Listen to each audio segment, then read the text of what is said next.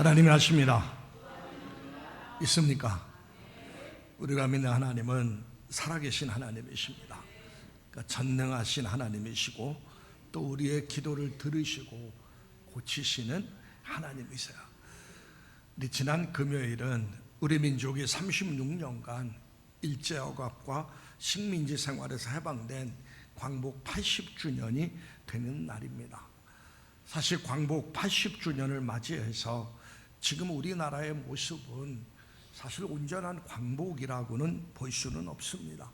가장 근본적인 문제는 남과 북이 분단되어서 대치 가운데 있기 때문에 그래요. 또 지금 현재의 상황과 구한말의 상황도 결코 지금 다르지가 않습니다. 그 당시에도 주변 열강의 틈 사이에서 우리 대한민국이 나아가고 있었는데 지금도 마찬가지입니다. 세계 강대국의 그 틈 사이에서 우리는 지금도 이렇게 힘들게 이렇게 삶을 살아가고 있습니다. 또 더 나아가서 그 당시에 가해자인 일본은 아직도 위안부 강제징용인에 대한 사과도 없고 또 독도는 자기 땅이라고 우기게 하고 각 반성의 기미도 전혀 없으며 역사 왜곡을 하고 있습니다. 자, 이런 상황 속에서 우리는 광복 80년을 맞이했는데 오늘 이 광복 80주년을 맞이해서 특별히 거기에 연관된 말씀을 전하려고 사실 오늘 말씀을 잡았습니다. 이때 우리에게 정말 필요한 것이 뭘까? 우리가 2019년부터 2019년 11월 달에 중국 우한에서 코로나가 발생이 되고 2020년 1월 달에 전 세계로 확산되고 그 2020년 4월부터 2023년 5월까지 3년 4개월 동안 전 세계적으로 또 국가적으로 코로나19 전염병으로 인해서 고통당하게 되었습니다. 세계보건기구의 통계에 의하면 6억 8,700만 명이 그 코로나에 확진되었다고 합니다. 그 중에서 690만 명이 사망을 했는데 실제적인 사망 숫자는 2천만 명이 더 넘는다고 합니다. 왜냐하면 통계에 잡히지 않는 숫자가 많이 나왔기 때문에 그래요. 자, 이러한 때에 나라의 흥망성쇠 또 인간의 생사화복의 주권자이신 하나님께 오늘 우리가 해야 될 일은 그 하나님께 나와서 우리 하나님의 음성을 들어야 된다는 겁니다.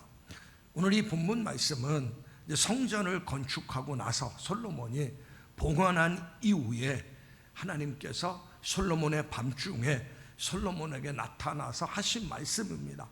나라에 어떤 재앙이나 환난이나 위기가 찾아왔을 때 성전에 나와서 기도하면 그리고 회개하고 돌이키기만 하면 하나님이 용서하시고 회복시키시고 다시 그를 살리신다는 하나님의 메시지예요. 오늘 본문 13절 말씀을 한번 보시길 바랍니다. 저기 말씀에 보면 같이 한번 읽습니다. 시작. 혹 내가 하늘을 닫고 비를 내리지 아니하거나 혹 메뚜기들에게 토산을 먹게 하거나 혹 전염병이 내 백성 가운데 유행하게 할 때에 이 말씀은 그대로 두세요. 저기 보면 그 세 가지 모습의 국가 사회적인 재앙이 기록되어져 있습니다. 첫째가 뭡니까? 혹 하늘을 닫고 비를 내리지 아니할 때에 이것이 무슨 말씀이냐 하면 자연재해입니다. 자연재해, 가뭄과 기근, 태풍과 홍수, 지진과 대기오염, 생태계 파괴, 지구온난화 이런 다양한 자연재해를 통해서 이 땅에 어려움이 올 때가 의미하고 있어요. 사실 오늘날 우리 지구촌 곳곳에 자연재해 때문에 얼마나 고통을 당합니까? 한쪽에 정말 폭염 때문에 고통을 당하고 한쪽에는 또한 그 홍수가 나서 비가 너무나 많이 와서 고통을 당합니다. 자, 두 번째가 나옵니다. 두 번째 보시면은 말씀 띄워주세요. 두 번째 보면은 혹 메뚜기들에게 토산을 먹게 하거나 이 토산을 먹게 한다 이 말은 무슨 말이냐면 메뚜기라는 것은 먹는 자입니다.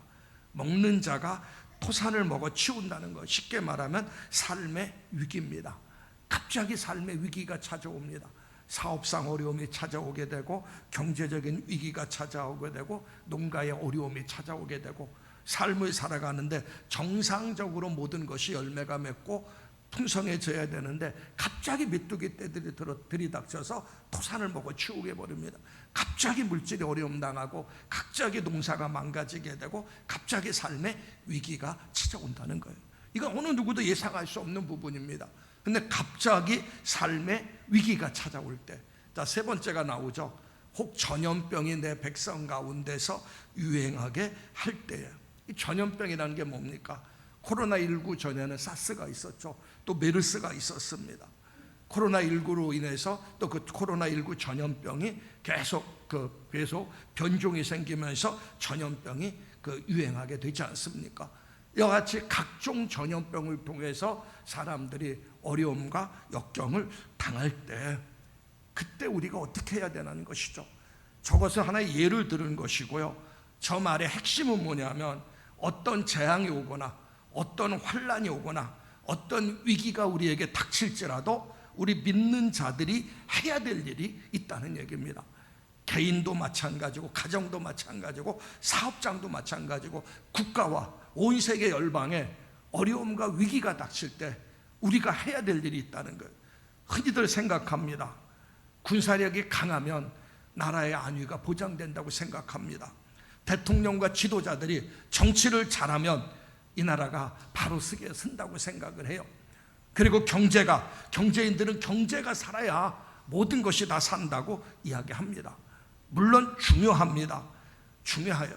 그 모든 것이 필요합니다. 정치 지도자들이 정치를 잘해야 되고, 나라도 부강해야 되고, 경제도 회복돼야 됩니다. 다 중요해요. 그러나 가장 중요한 것은 인간의 생사화복을 주관하시고 역사의 주권자 되신 하나님께서 지키시고 보호해 주셔야 됩니다. 하나님이 없는 상태에는 이 모든 것이 될 수가 없어요. 화면 정상적으로 돌리세요. 그 화면이 모든 것이 될 수가 없습니다. 우리가 동독과 서독이 통일되지 않습니까? 어느 누구도 동독과 서독이 통일될 거라고 예상한 사람은 없어요. 그러나 동독과 서독이 한순간에 통일이 되고 동구권이 공산주의가 무너지기 시작합니다. 그런데 동독과 서독의 통일의 배후에는 1980년도 중반에 동독의 니콜라이 교회라는 교회가 있어요. 그 교회에서 월요일마다 월요 기도회로 모였습니다. 회복을 위해서 월요일마다 월요 기도회로 모였는데, 처음에는 소수의 사람들이 모였어요. 점점 사람들이 모여들기 시작하면서 수만의 사람들이 모여서 이 기도회를 하기 시작합니다. 그래서 결국은 동독과 서독이 통일이 되게 돼요. 학자들은 연구를 합니다. 동독과 서독의 통일의 원인이 뭐냐 연구하다가 결국은 하나님의 역사다, 하나님의 역사다, 이렇게 결론을 내릴 수밖에 없어요. 다른 여러 가지 상황도 막 나오지만은 믿는 자들의 눈에 보기에는 하나님께서 역사하셔서 동독과 서독이 통일되게 한 겁니다. 80년대 이제 이렇게 신앙생활하면서 90년대 하면서 늘 강단에서 목사님이나 또한 이제 장로님들이 대표 기도할 때 한 기도의 내용이 있어요. 하나님, 동구권이 무너지게 하시고 공산주의가 무너지게 해 주옵소서. 제가 80년도 대학 다니면서 그 기도할 때마다 공산주의가 언제 무너지나 근데 항상 강단에서는 그 기도를 합니다. 하나님, 공산주의가 무너지게 해달라고 기도해요. 근데 90년대 되니까 한순간에 무너지기 시작해요. 고르바초프가 등장하면서 개혁 개방 정책을 하면서 한순간에 무너져요. 그때 깨달은 것이 역사의 주관자는 하나님이시구나. 근데 성경에도 나와요. 하나님께서 작은 나라였던 바벨론을 일으켜 세웁니다.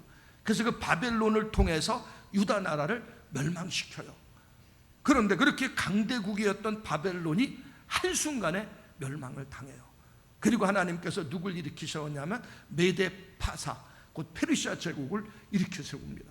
그리고 페르시아 제국이 고레스가 왕이 되면서 고레스의 왕을 하나님이 감동시켜서 바벨론 제국에서 포로로 잡혀갔던 유대인들을 다 고향 땅으로 돌아가라고 고레스 칙령을 내립니다.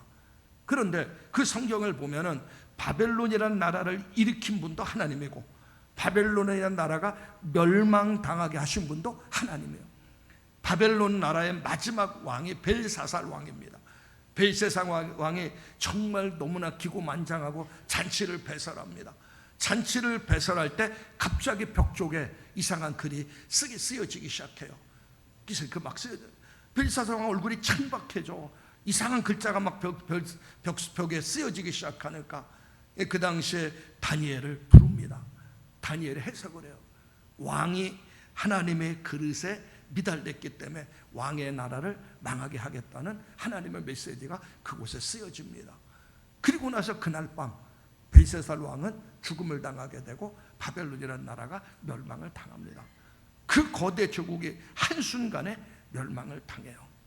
1940년 41년 동안에 이 2차 세계대전 중에 영국과 독일이 상당히 위험한 상황에 처했으며 독일 공군이 런던 대공습을 하게 되고 1940년 5월 달에 프랑스의 덩케르트 해변가에는 40만 명이나 되는 영국과 그 프랑스 군인들이 그쪽으로 밀려오게 돼요. 독일 기갑부대가 공격해 들어오게 되고 하늘에서는 비행기가 떠서 그 사람들을 공격을 합니다. 영국 군대 30만 명이나 되는 영국 군대가 철수를 해야 되는데 철수할 수가 없어요. 왜냐하면 뜨면 비행기가 와서 공격해 버리니까. 그 위기 상황 속에서 처칠 수상이 온 국민에게 기도 요청을 합니다. 우리를 도우실 분은 하나님이십니다. 전능하신 하나님이 도우셔야 됩니다. 그래서 정오에 종이 울리면서 많은 사람들이 교회와 있는 곳에서 하나님 앞에 기도하게 돼요. 그리고 나서 그 덩케르트 해변에 있던 그 많은 사람의 34만 명이 무사히 독일 땅, 영국 땅으로 돌아오게 됩니다.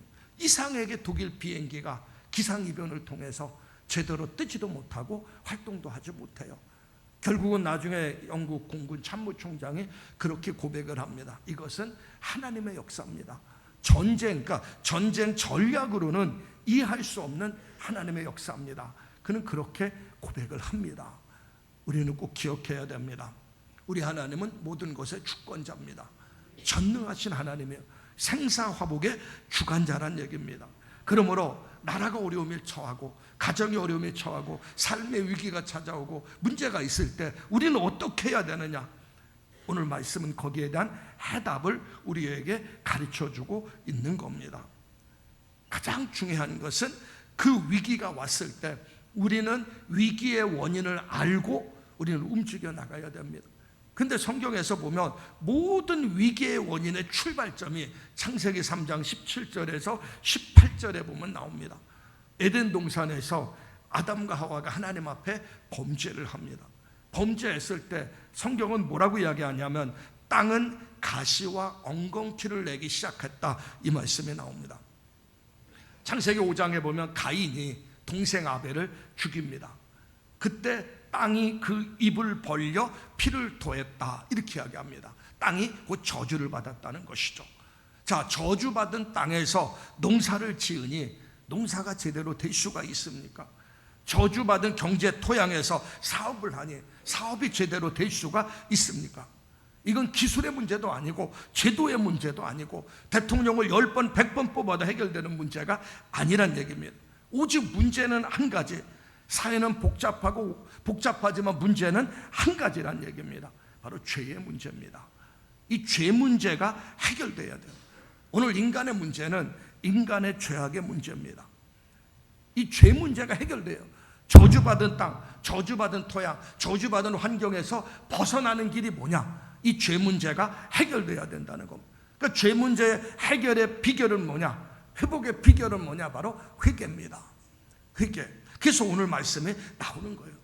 개인과 가정과 사업장과 국가와 민족 모든 삶의 현장 속에 문제가 생겼을 때 가장 먼저 우리가 할 일은 문제 해결을 위한 기도가 아니고 하나님 앞에 회개의 기도가 우선이 돼야 된다는 얘기입니다. 창세기 2장에 보면 하나님께서 인간을 창조하시고 나서 인간에게 주신 메시지가 있어요. 생육하고 번성하고 땅에 충만하고 땅을 다스리고 땅을 정복하라, 이 말씀은 인간의 입장에서는 엄청난 축복입니다. 생육하고 번성하라, 땅을 다스리라, 땅에 충만하라, 땅을 정복하라, 엄청난 축복이에요. 근데 이 축복이라는 것은 인간이 하나님과 올바른 관계, 건강한 관계에 있을 때만이 그 축복이 내 몫이 되는 거예요. 내가 하나님과 건강하고 바른 관계가 되어 있지 않으면 그 축복은 내 것이 될 수가 없는 겁니다.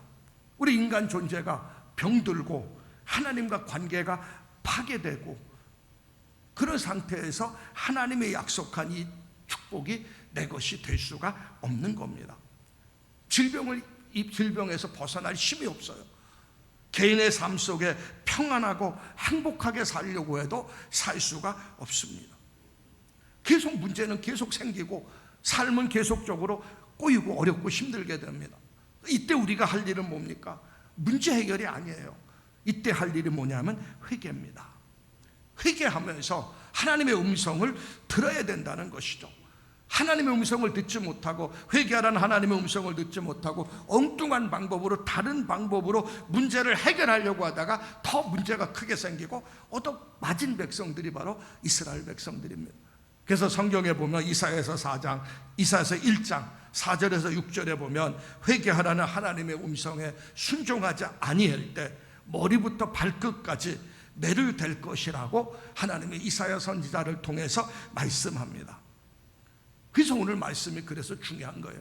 일찍이 하나님의 백성들은 천재지변을 당하거나 또 전쟁이 일어나거나 환란이 당하거나 뭔가 문제가 생기고 어려움이 올 때는 반드시 성전에 찾아 나와서 하나님 앞에 회개하며 기도했어요.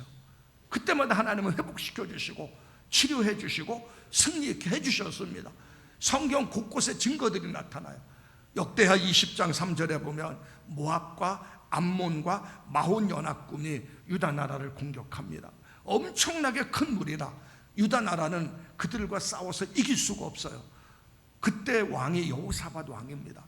그 여호사밧 왕이 성전을 찾아서 하나님 앞에 기도합니다. 우리 힘으로는 이들과 싸워 이길 수 없으니까 하나님 도와달라, 하나님이 우리 편에 대달라고 회개하며 금식하며 기도해요. 그리고 백성들에게 기도를 선포합니다.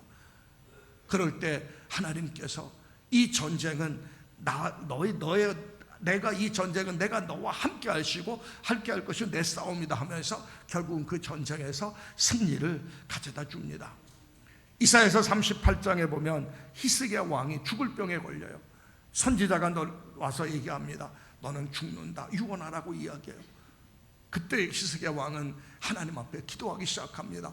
벽을 향해서 마주쓰고 하나님 앞에 간절히 회개하며 기도해요. 그때 하나님께서는 그의 생명을 15년이나 연장시켜 주셨고 살려주셨다는 것이죠.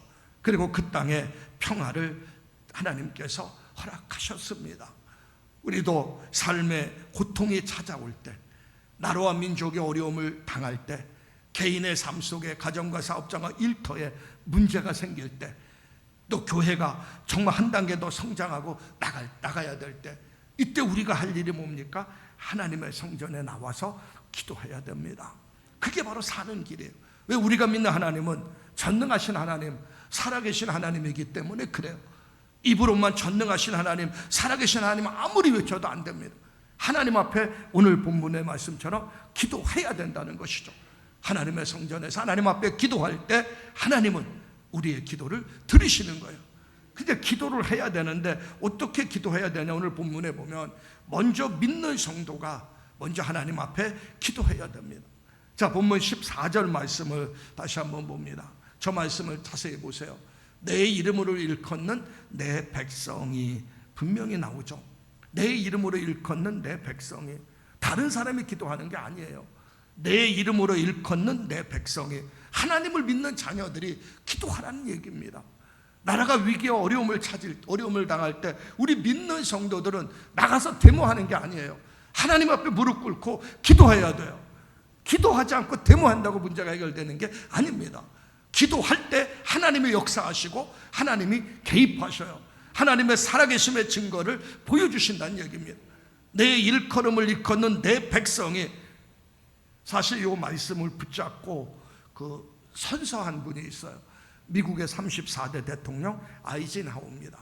아이젠하워 대통령이 딱 되고 난 뒤에 자기의 통치 기간이 쉽지 않음을 알게 돼요. 그리고 앞으로 어려운 일이 많이 생길 것을 알게 되면서 그가 결단하고 취임식 때 인용한 말씀이 바로 저 말씀입니다. 내 이름을 일컫는 내 백성이 그들의 악한 길에서 떠나 스스로 낮추고 기도하여 내 얼굴을 찾으며, 저 말씀 앞에 선서를 하고 그는 어려움과 위기가 만날 때마다 성전을 찾아서 하나님 앞에 기도를 했어요. 그러면 내 이름으로 일컫는 내 백성이 어떻게 기도하라고 나옵니까? 악한 길에서 떠나 스스로 낮추고. 악한 길에서 떠난다는 말이 무슨 말씀입니까? 회개하는 거예요. 회개하는 겁니다. 악한 길로 걸어가기 때문에, 하나님이 원하지 않는 길로 걸어가기 때문에 그런 위기가 나온 거걸요. 그럼 하나님이 원하는 길로 걸어가던 발걸음을 멈추고 하나님 앞에 나와서 겸손히 회개를 해야 산다는 거예요. 근데 악한 길에서 떠나지 않고 겸손히 무릎 꿇지 않고 하나님 앞에 아무리 기도해도 하나님은 그 기도 들을 수가 없어요. 전제가 붙지 않습니까?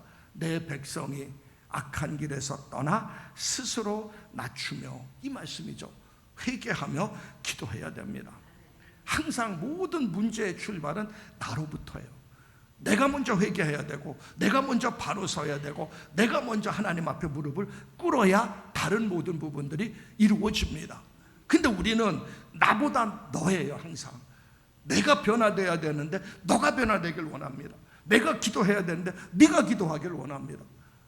내가 하나님 앞에 바로 서야 되는데 교회 목사가 바로 서고 장로가 바로 서고 권사가 바로 서라고 다른 사람에게 화살을 돌려요.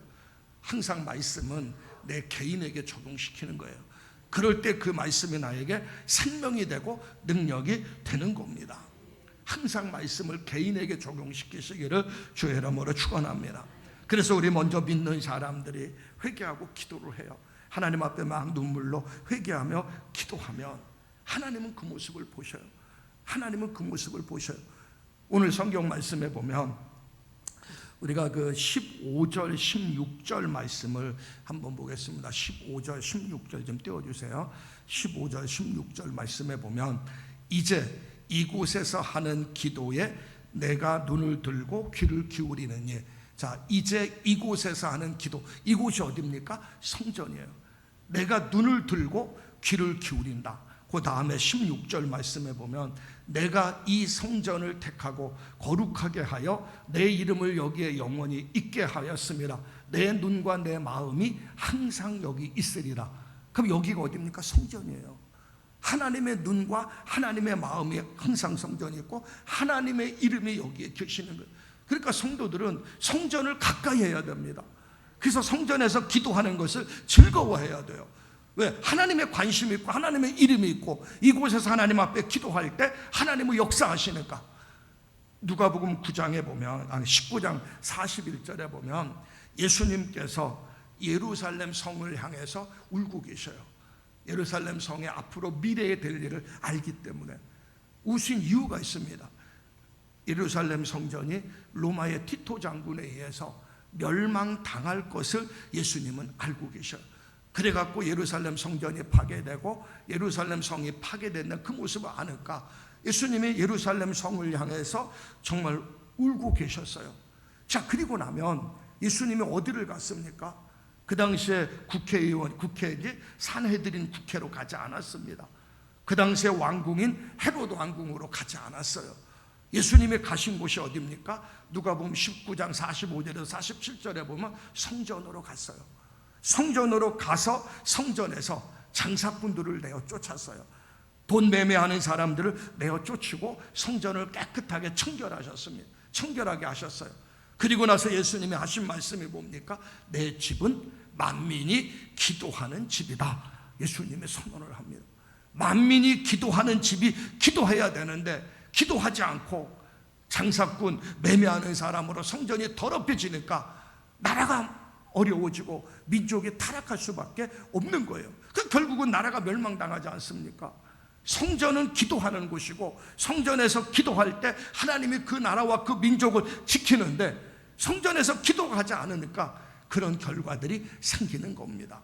그러니까 저와 여러분도 오늘 말씀 붙잡고 먼저 우리 믿는 성도들이 회개하면서 하나님의 성전에서 기도하는 그런 믿음의 성도들 되시기를 주의 이름으로 축원합니다. 성전에 나와서 기도할 때는 누구 때문이 아니고 나 때문이다. 모든 것이 나 때문이다. 이렇게 내가 기도하게 되면 하나님께서 말씀하셨어요. 오늘 여기 본문 말씀에 보면 그 14절 끝부분에 보면 그들의 죄를 사하고 그들의 땅을 고치리라 분명히 말씀하고 있지 않습니까? 하나님이 약속했어요. 우리가 성전에 나와서 회개하며 기도하니까 하나님께서 그들의 죄를 사하시고 그들의 땅을 고쳐주신다고 말씀하고 계신 겁니다. 결국은 우리의 기도를 들으시고 회복시키시는 분은 하나님이란 얘기죠. 그러니까 저와 여러분들이 늘 하나님의 성전을 가까이 하면서 회개하며 하나님 앞에 기도하시기를 주의 이름으로 축원합니다. 자, 두 번째는 스스로 낮추며 하나님의 얼굴을 찾으며 기도하라. 이 말씀이 나옵니다. 그 말씀 역대하 7장 14절에 보면 나오죠. 악한 길에서 떠나 스스로 낮추고 기도하며 내 얼굴을 찾으며, 스스로 낮추고 기도하며 내 얼굴을 찾으면. 자, 기도의 방법에서 참 중요한 게 나오는데 스스로 낮춘다는 것은 뭐냐 하면은 무릎을 꿇다는 겁니다. 현대인의 죄 가운데 가장 심각한 죄는 교만해집니다.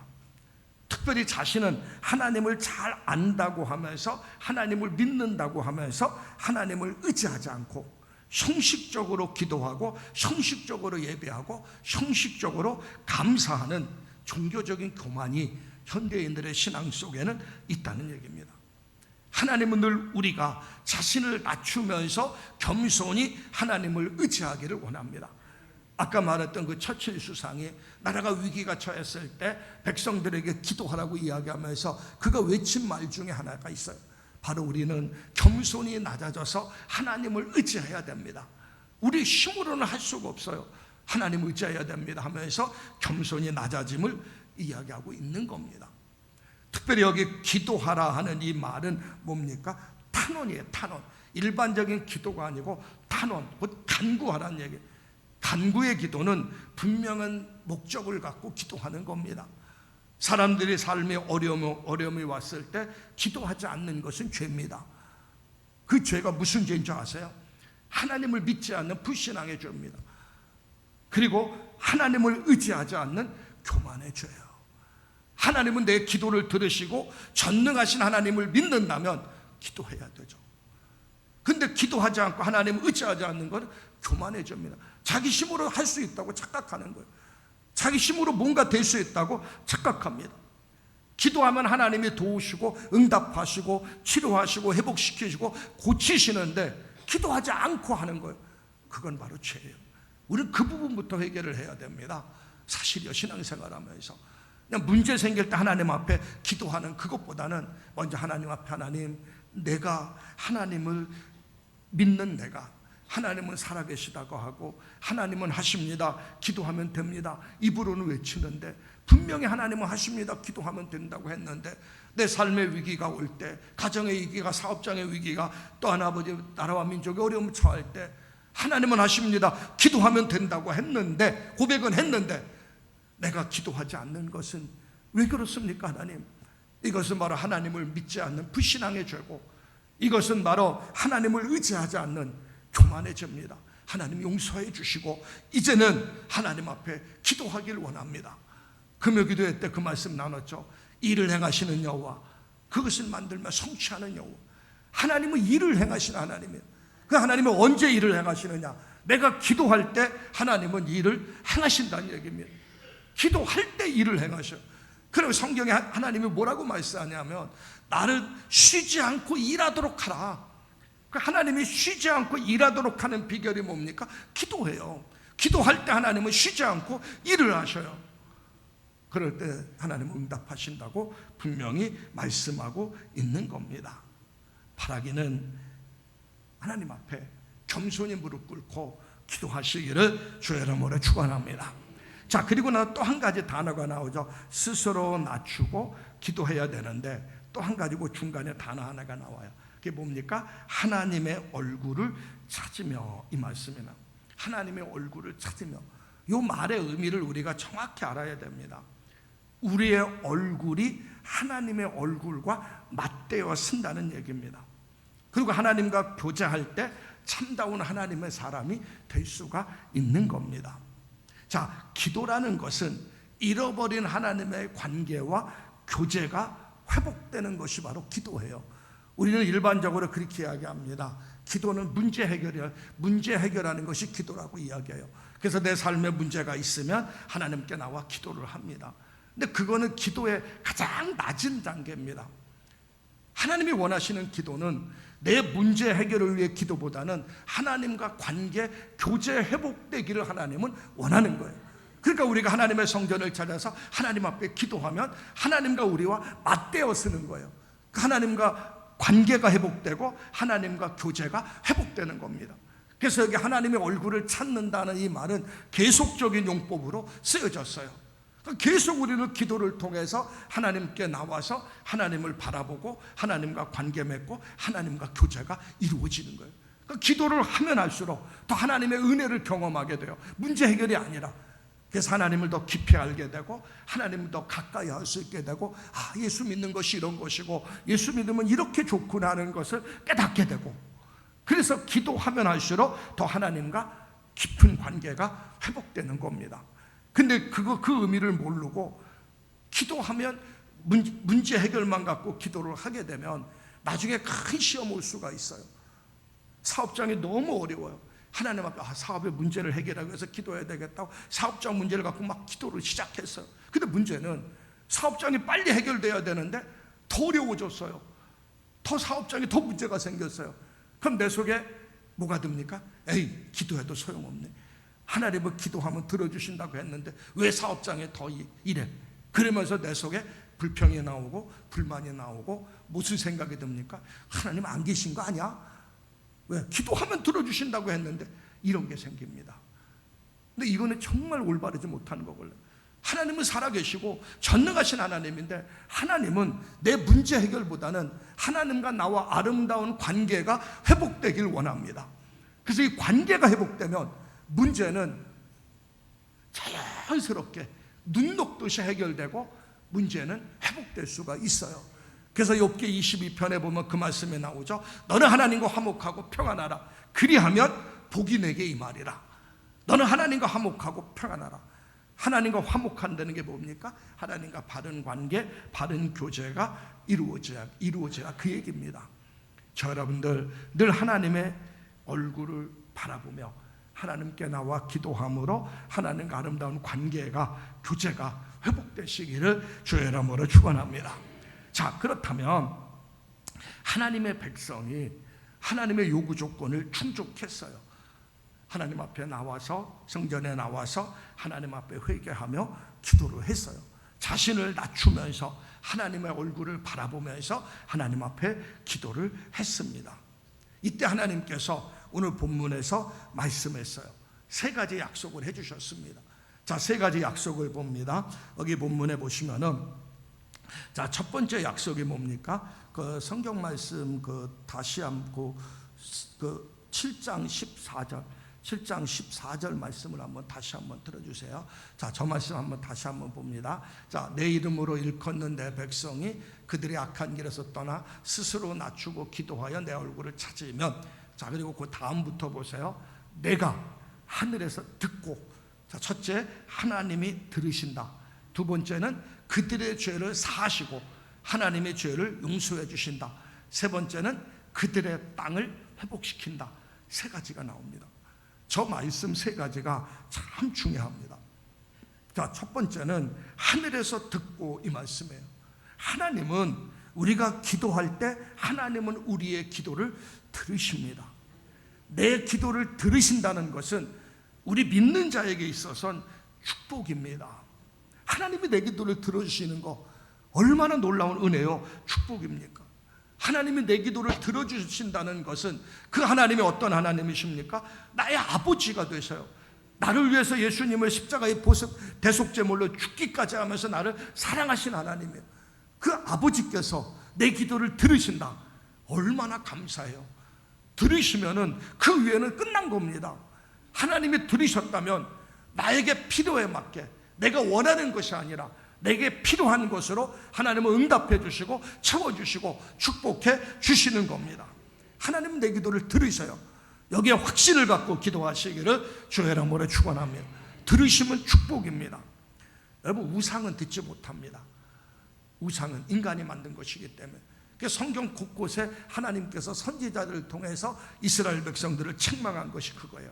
우상은 듣지 못하는데, 우상은 사람이 만든 것인데, 해와 달과 별의 형상으로 만든 것인데, 어리석게도 이스라엘 백성들은 하나님 기도를 들으시는 하나님께 부르짖지 않고 우상에게 와서 부르짖는구나 하면서 하나님이 선지자를 통해 책망을 합니다. 열왕기상 18장에 보면 바알과 아세라 신을 섬기는 선지자 850명과 엘리야가 누구의 신이 참신인가 갈멜산에서 대결하는 장면이 나오지 않습니까? 먼저 바알과 아세라 신이 자기의 제단을 쌓아놓고 자기의 신을 부르게 하고, 나중에는 이제 엘리야가 제단을 쌓고 하나님을 부르고 불로서 응답하는 신이 참신이다 하면서 약속하고, 먼저 바알과 아세라 신을 섬기는 제사장들이 난리법석을 피면서 아침부터 밤늦게까지 바알이여 바알이여 하면서 응답해달라고 합니다. 그러나 전혀 응답이 없어요. 왜? 사람이 만든 신이기 때문에, 우상이기 때문에 응답할 수가 없는 겁니다. 응답하지 않으니까 자기 몸을 학대해요. 학대하면서 자기 신을 불러요. 그래도 응답하지 않아요. 근데 엘리야가 뭐라고 이야기합니까? 엘리야의 하나님, 나의 하나님, 불로써 응답하소서. 그 순간에 바로 하늘에서 불을 내려서 엘리야의 제단을 태우게 됩니다. 그 모습을 봤던 백성들, 엘리야가 어느 편에 설 건지 선택하라고 해도 선택하지 못하고 어정쩡하게 있던 백성들이 그 모습을 딱 보고 엘리야가 섬기는 하나님이 참 하나님이심을 깨닫게 되고, 엘리야가 우상 섬기는 사람들 다 죽이라고 해서 결국은 그들이 거기서 죽게 되지 않습니까? 여러분, 우리가 믿는 하나님은 살아계신 하나님이시고 우리가 기도하는 기도를 들으시는 하나님이세요.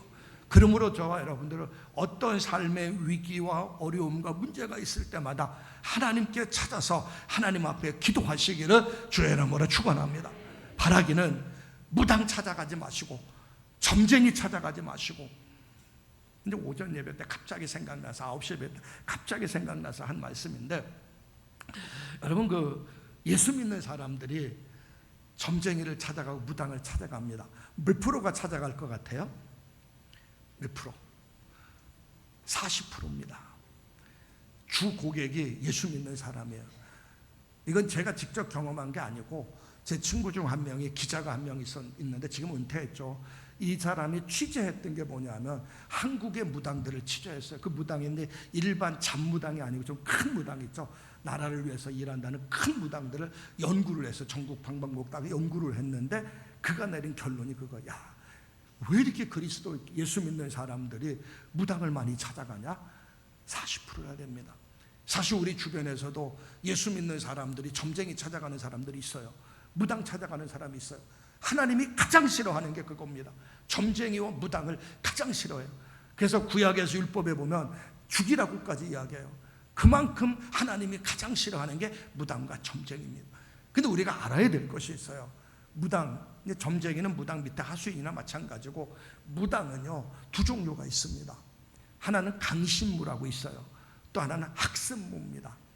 강신무라는 것은 신이 내린 무당이에요. 그러니까 신병 걸렸다고 했죠. 그래서 신이 내린 무당이라서 신병 걸려서 무당된 사람이 강신무입니다.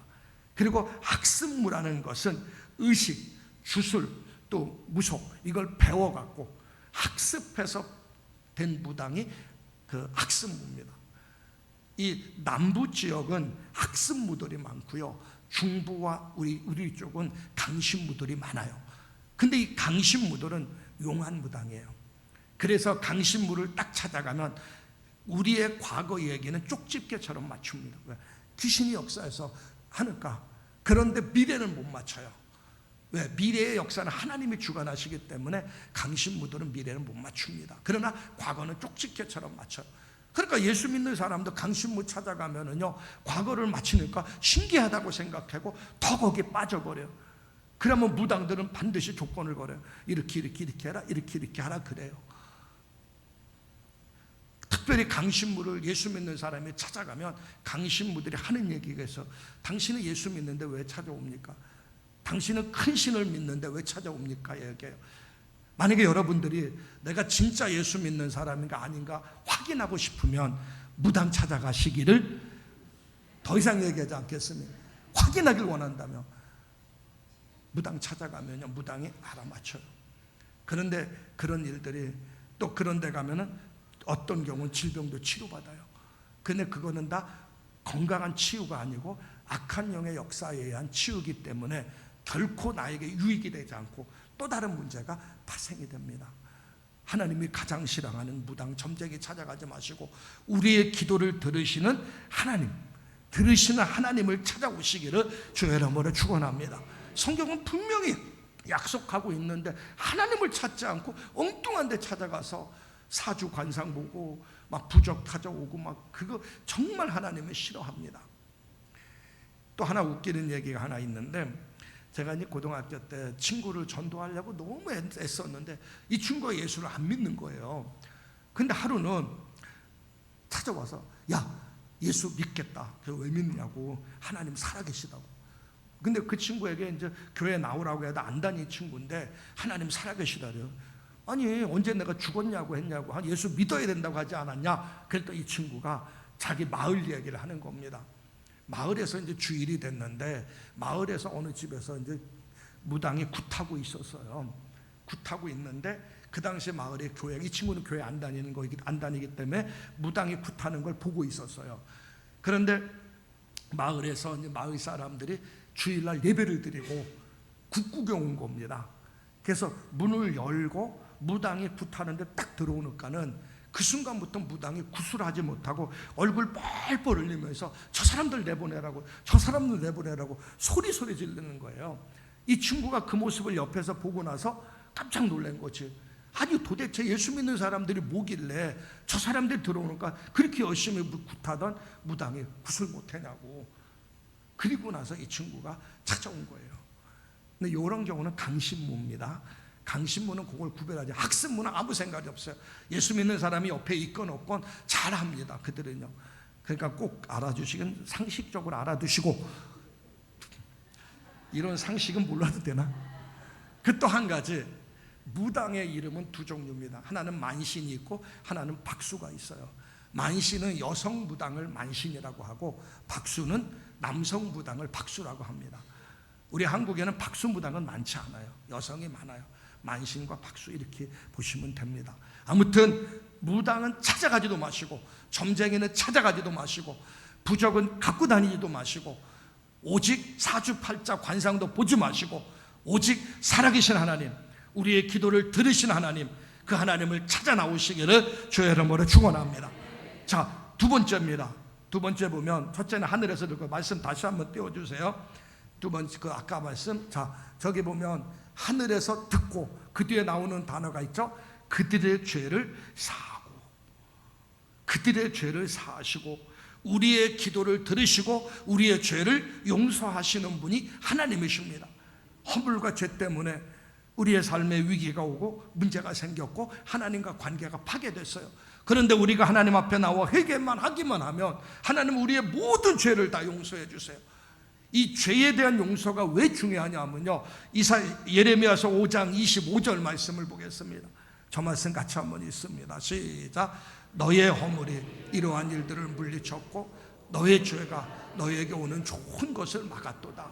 보세요. 너의 허물이 이러한 일들을 물리쳤고 너의 죄가 너에게 오는 좋은 것을 막았도다. 하나님 우리에게 좋은 걸 주시길 원하는데 그 관계가 죄로 인해서, 허물로 인해서 차단돼 버린 거예요. 근데 이게 해결된 거예요. 나와서 회개하니까. 이사야서 59장 1절 2절입니다. 같이 읽습니다. 시작.